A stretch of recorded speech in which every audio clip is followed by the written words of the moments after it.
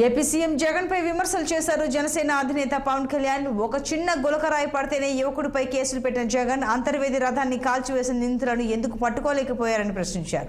డ్రైవర్ను చంపి door delivery చేసిన ఘటనపై మండిపడ్డారు పవన్ కళ్యాణ్. ఈ కేసు నిందితుడు ఎమ్మెల్సీ అనంతబాబుపై చర్యలు ఎందుకు తీసుకోలేదని ప్రశ్నించారు జనసేనాని.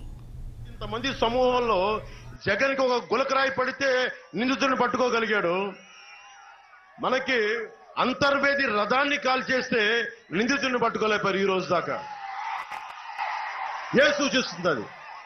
ఏం చెప్తుంది అంటే నువ్వు పట్టుకోవాలంటే పట్టుకోగలవు, నువ్వు నిజంగా దోషులను పట్టుకోవాలంటే పట్టుకోగలవు, కానీ అపోహల మధ్య ప్రభుత్వాన్ని నడపాలి.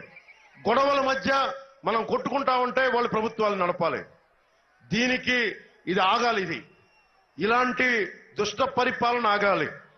నేనే ఉన్నా, భీమ్లా నాయక్ అని సినిమా చేశా, వకీల్ సాబ్ అనే సినిమా చేశా. నేను ఏ రోజు డబ్బు కోసం వెంపర్లాడలా. నేను వచ్చి వీళ్ళ కాళ్ళు పట్టుకోవాలంట. వచ్చి అన్నా జగన్ అన్న మీరు కొంచెం వదిలితే నా సినిమాకి డబ్బులు కావాలని. నేను ఒకటే చెప్పా, నేను మొత్తం ఫ్రీగా యూట్యూబ్లో వదిలేస్తాను సినిమా అని చెప్పా. దేనికంటాం ఆ మాట?